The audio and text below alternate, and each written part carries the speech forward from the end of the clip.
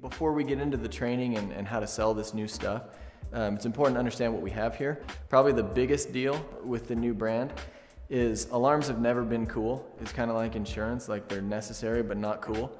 And now we're coming onto a product that's trendy, it's cool, and everybody feels this social responsibility one way or another to be eco-friendly and participate in the energy management and stuff like that. So now that we're actually talking about something that's somewhere in the minds of our customers already, it's a huge advantage. So when we go out there now, everybody, if you can think about this, everybody knows that they shouldn't waste energy. Everybody's using smartphones, everybody's, their lives are so integrated with technology, and finally we're on the cusp of that. So being able to sell this stuff, we're gonna give you a couple things to think about and how to maximize this opportunity, but it's nice to have a product that's actually cool and that people are actually excited about. So basically what we're gonna touch on is how to integrate all this new stuff and these new tools and the new product into the existing sales cycle. Because if there's one thing we know, it's that the steps work. It's that customers have to go through a certain cycle or a certain amount of steps in order to become customers. And those steps work. And so basically what we'll do is we'll talk about how to fit these new products into the existing sales cycle so that we're not reinventing the wheel. We're basically just evolving it a little bit. So with the sales cycle, you've got prospecting, qualifying, presentation, objections, and closing. So those are the steps that the customers have to go through in order to purchase and to stick, in order to be a long-term customer. It should be easy that stuff isn't changing at all. The sales cycle, phone call. The sales cycle isn't changing. We're just gonna find a couple ways to use the same methods to integrate some new stuff into it. The important thing to know in the sales cycle, and this is the one thing that when reps understand this, they'll really start to see a difference in their sales, is that the best way to complete a step in the sales cycle is to effectively complete the previous one. For example, the only way that you're really gonna be good at objections is to give really good presentations. And the only way to close is to effectively overcome objections. And so basically what we'll do is we'll show the most effective ways to put this the new home automation products within the existing sales cycle that we know works. Prospecting is really where it all starts. There are certain people that just find customers more efficiently and they find them better. Prospecting pretty much covers everything before the door is knocked. The way I like to think about this is I've noticed by watching some of our higher performing reps that they don't just go out and look for sales, they're actually hunting. They're actually hunting for them. And when you're hunting as opposed to moseying, you just kind of do things differently. And so for example, like if you think about it, if you think of a really experienced hunter going out and hunting for a certain type of animal, what do they do? What are their methods? What is their preparation? Versus someone that just gets the invite to go out and hold a gun and walk around in the woods with their father-in-law for a couple of days.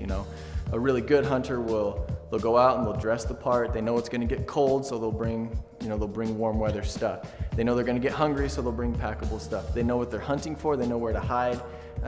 They know where to look, and they're just so efficient with it. Whereas other people that go out and they're cold and wet and miserable and not really prepared, and even if something popped up in front of them, they'd probably miss it.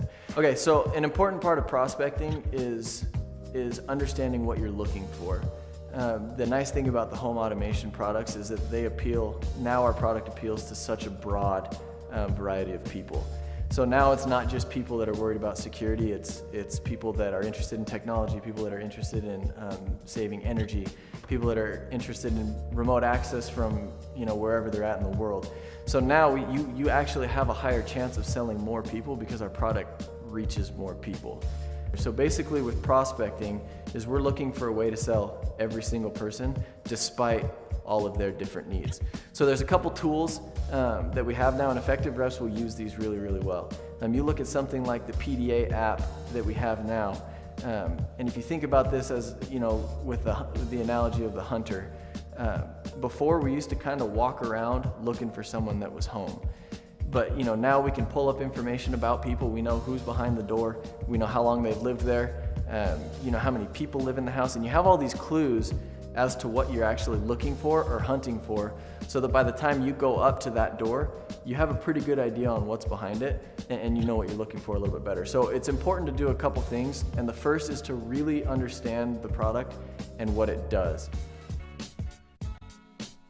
In order to be good at qualifying, you have to be good at prospecting. But the whole purpose of qualifying is that if you can actually create a presentation that's tailored specifically for this person and it applies to them more directly, you have a higher chance of selling them. So when you first knock the door and that person opens the door, you have relatively little information about what their hot buttons are or why they would actually buy this system. All you know is a couple things on an electronic device. You don't know anything about their personality, you don't know anything about their life experience or anything like that. So average reps will just shoot in and start giving them a presentation, and that's why we'll tell you that the steps work, is because if you just present to people, you're missing this qualifying step and you're less likely to sell that person.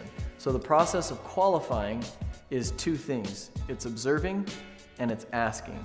So basically, by observing what you see and observing the clues as to this person's needs and wants and asking them the right questions, they will reveal to you the direction to take that sale. That's pretty important so that you don't spend time talking about stuff that that person doesn't care about. For example, if you meet a 90-year-old woman that barely uses a cell phone and it's only because her daughter makes her carry it, that presentation and that whole angle is going to be different than if you meet a 24-year-old guy in his first house who just got married 3 months ago and is carrying an iPhone. It's gonna be really, really different.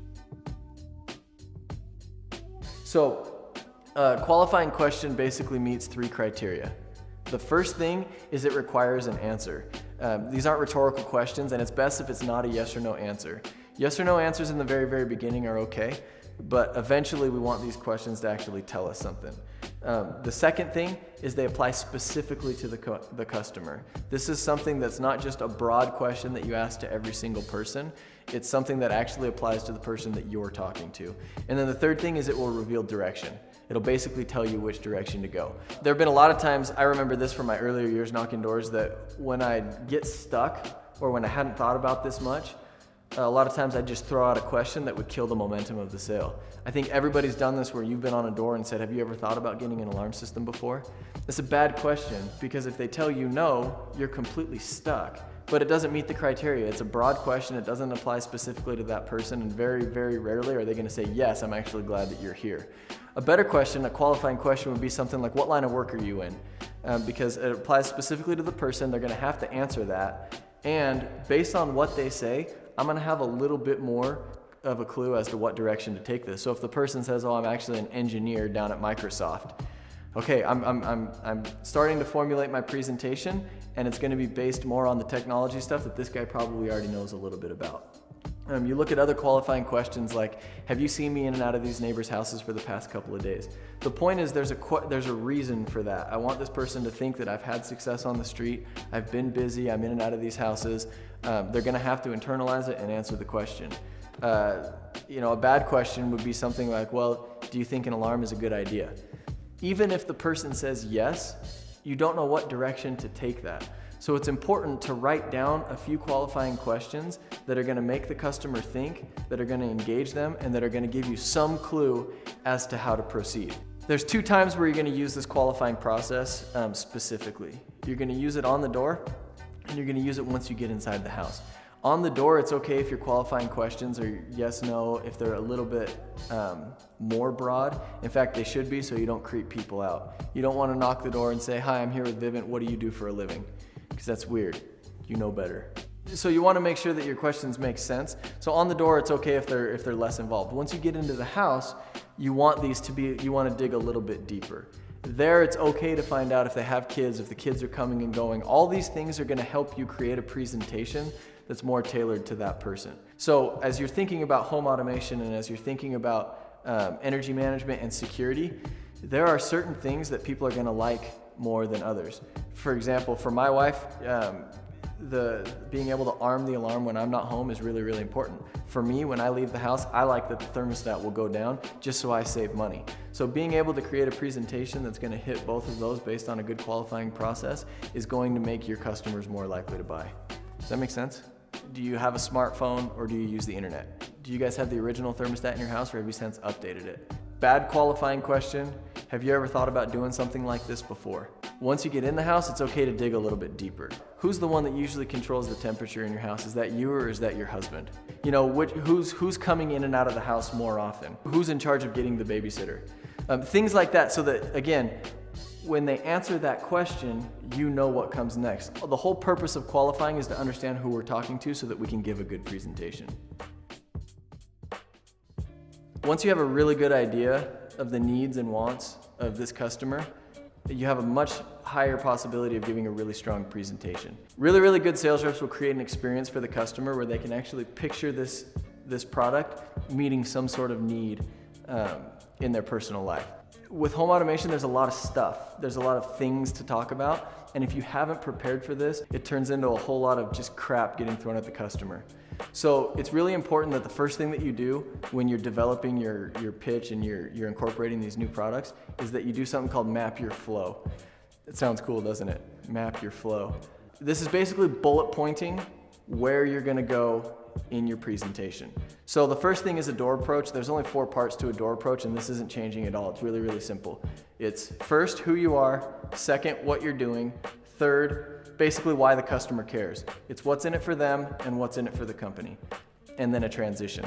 Hi. I'm Reno. Hi, I'm nice with to meet Vivint. Talking to a lot of your neighbors, we figured out a lot of people have shown interest in like having their home security systems put in, but they're also saying that they obviously want to save money. And so not only are people getting like the alarm systems, the wireless alarm systems helping them protect their home, but we're also saving them money on their utilities and heating and so forth. Have you seen these little door sensors on your neighbor's home? They're just these little sensors that go basically right, Small thing. yeah, like right up inside your door. Okay. And so what we've been, do you mind if I show you really Sure. quick? So inside of your door approach, it's important to bullet point what you're gonna talk about and where you're gonna talk about it. For example, there's a lot of people right now that are leading in with energy management. They found that it's a really, really fresh approach to do it. Well, my name is Josh. I'm just out here with Vivint. With this day and age, everybody's looking to save a little bit more money. Smart homes are they're a little safer and they're a little bit more energy efficient in the home. The main issue is the homes were built with an older thermostat.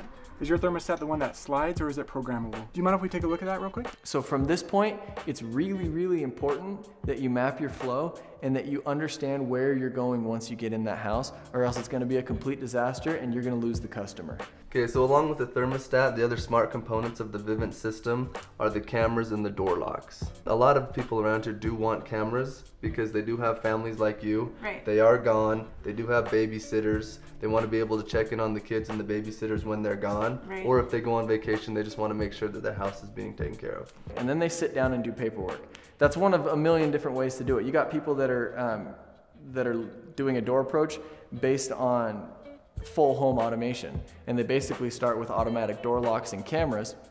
Then they go into security, and then as a way to rationalize the price of monthly monitoring, they then bring up energy management. It doesn't matter. The only thing that does matter is that you have done this with something that's comfortable for you, so that by the time you go to do it, you're not fumbling around, because you're gonna lose customers if you do that. Within your checkpoints, it's really, really important that you map out which tools you're gonna use where. Okay, so this is the application on my phone, and your husband will have the same thing on his BlackBerry. But simply, I could go into here and I could actually disarm or arm my alarm right from my phone. We got a lot of things that you can use that will strengthen your presentation. For example, when say I'm bringing up home automation first, do you want to show them the slick of the automatic door lock? Do you want to show them the slick of the lock bumping? Where are you starting? I show them the video right when I sit down of whatever thing that they like the most. So say that's the full home automation. As I sit down and start writing, I'll throw my phone on the table and say, oh, this will explain that thing that you were asking me about just a little bit better.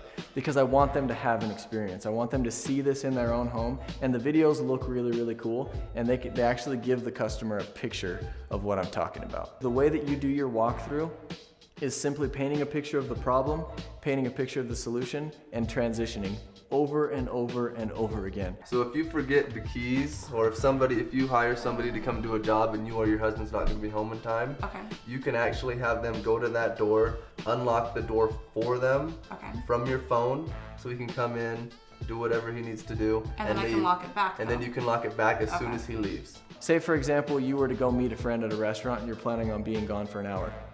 Right now your thermostat is set to 72 degrees.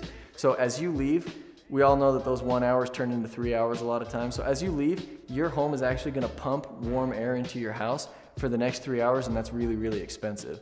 And so what this new one will do, and there's a security feature on it that I'll explain to you in a minute, but basically every time you lock up and leave, it will make it so that while you're gone, you're not spending money on unnecessary energy. This will self-adjust so you don't have to worry about it. It's important to paint a picture of real life scenarios because it's gonna make this more emotional to them. You can say something like, we'll just stick a video camera up in the corner, and then that way if the alarm goes off, you'll actually get video footage too. You can do that. A better way to do it is to say, for example, Simply how your alarm would work: if somebody broke into the home, kicked open the door, immediately the alarm would start to siren, and then the police would confirm it, or the monitoring center would confirm it over the speaker, and the police would come over to the home. Okay, now you have the cameras in the home, and what those will do, will actually record a little bit before the break-in and a little bit after, and it will send you said your husband has a BlackBerry? Mm-hmm. Okay, it will actually send your husband a text message and a message with a video of who broke into the home and what happened. it's one thing to tell them, and it's another thing to give them a complete experience. So one of the hardest transitions that we've heard in your presentation is going from the energy management stuff to the alarm, if that's the way that you do it. It's important to remember that the emotion is built with the alarm system and the logic is handled with the energy management. It's very hard to build emotion based on saving $25 a month on energy management. It's really, really emotional, and it's really involving with the customer to talk about protection and security, and then we come back to the thermostat at the end.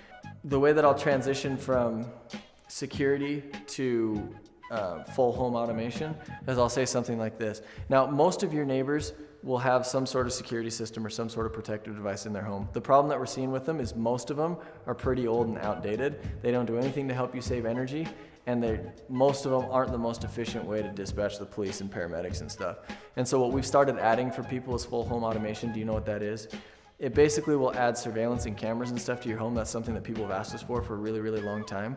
It'll also make it so that when you leave and turn on your alarm, your door will lock and you don't have to worry about it. And then I'll give them a little bit of emotion or a little bit of a one-liner where I'll say, Have you ever left your house and actually forgot to lock the door, and you get halfway down the street or a mile I down have to come back every day. every day? Because I'm well, thinking- now with your system, as you drive away from your house, you'll set the security feature, your door will lock, and your thermostat will self-adjust, and if anybody ever tries to break into your house, your camera will turn on, it'll record whatever happened, and then it will also dispatch the police and paramedics. The cool thing about objections is not much has changed here. We incorporated a couple more products, but it's really interesting to see what's happened with our objections. You're gonna have some that exist no matter what, just because there are things in the way of people purchasing that they need help with. But for the most part, this gets rid of a lot of your bull. No? There's a lot of popular sales training that says there's really only 6 objections in any given profession. These are the same 6 that we've dealt with the entire time. You'd have to talk to my husband. This is actually a pretty safe neighborhood. This sounds too good to be true. We already have a programmable thermostat. Not interested. Need more time. So the cool thing in going out and selling this stuff and evolving this sales process is that the objections haven't really changed. What you're gonna see is that you start to get a little bit more of one objection, and one of them kind of goes away. We'll notice that the safe neighborhood kind of goes away if you can qualify right. If you're in a really, really safe neighborhood, you're probably gonna put most of your emphasis on energy solutions. This automatically will go down to the temperature that you desire. Touch on the alarm, of course, But they all operate on this platform with these keypads. and the surveillance and remote access to the house. They want to make sure that they can see what's going on in their home. The key to overcoming objections is to give a really, really good presentation. A lot of times, objections will exist simply because you didn't take care of something in the presentation. The very first thing you do is you follow the qualifying process. You observe and you ask the right questions. So if you're in a neighborhood that's 3 to 4 years old, it's very easy for you to say, Is this the same thermostat from when you moved in? the second thing you do is you state the concern and solve the problem for them. It's kind of hard for these programmable ones to know when you're gone every time you leave. Yeah, we have to set it. So. And so the new ones, they're connected to your system. So basically all you have to do is when you take your family to the park or whatnot and you leave and the air conditioning is going right now, all you have to do is turn your alarm system on, and instead of programming it every time you leave, it's smart enough to know when you leave and turn on the alarm system that will automatically drop the temperature. So if I The very last and probably most important part is a transition. It's really important that you know what comes next in your flow so that you can naturally transition on to the next step. Along with the thermostat, the other smart components of the system also include the cameras and also the door locks. So if you can't bring up an objection first, obviously we can't always see those coming. So if a customer customer actually objects to you. Okay, so you're saying $68, is that right? Mm-hmm. $68.99. And then you're saying I'm gonna save, but I need to make sure this is all worth it to me, because if I'm paying $68, what am I gonna be saving using the thermostat? This is gonna happen all the time. So there's a simple formula to follow. It's the exact same formula. We haven't changed it at all. Basically what you do is you're agreeable first. Absolutely, good question. The second thing you want to do is restate that in your own words. The third thing, and probably the most effective thing that you can do, is give an anecdote to solve it. For example, the Andersons down the street, Okay. the reason why they did it is because obviously they liked the camera, the door locks and so forth. Okay. But basically they had an old alarm system and they were paying about $50 a month. But because of the thermostat in their home right now, they're saving, on average our customers save about $24 a month. Basically all you're doing is telling about someone else that found the solution to the exact same problem through this promotion. And then you transition and move on. Now, do you have homeowners insurance? We do. Okay. Do you mind if I take a seat really quick? Sure. So before we get into closing, let's just think real quick about where your customer is at. So starting with prospecting, you already know and you already understand what elements typically will appeal to which people. Through the qualifying process, you found a customer and you started to narrow in on their needs and wants. Based on their needs and wants, you've created a customer experience through this presentation that was emotional and had momentum. It was well planned, you hit your bullet points, you used your tools, you gave examples of other people, and then you've effectively overcome objections. So literally at this point, your customer is ready to be done. So the best thing that you can do as a sales rep is just make this painless. Just get it over with. Make all of your transitions really, really smooth and just sit down and get it done. I'll write down a couple people that you'd want the alarm system to contact in case you and your... If there's an emergency. Exactly. Okay. The most important step of closing is transitions. So a lot of people think that closing is kind of your big finale to the sale, and it's really not. It's basically taking the customer one step further until the system is installed, which is the last step. So the important thing to remember about closing is it's happening all the time. Literally every time you get the customer a step closer to signing the paperwork, you've closed them. In fact, do you mind if we sit down right here? Is that okay? So there's two major closes that we'll always focus on, and that's the transition into the home Is your thermostat the one that slides or is it programmable? Do you mind if we take a look at that real quick? and the transition to paperwork. Now, do you have homeowners insurance? We do. Okay. Do you mind if I take a seat really quick? Sure. Those are the two main closes. So the key to transitioning is to basically know where you're going. You have to know what step comes next so that when that comes up, when you start recognizing buying signs, when the customer's ready to move on, you're ready for that and you know what comes next.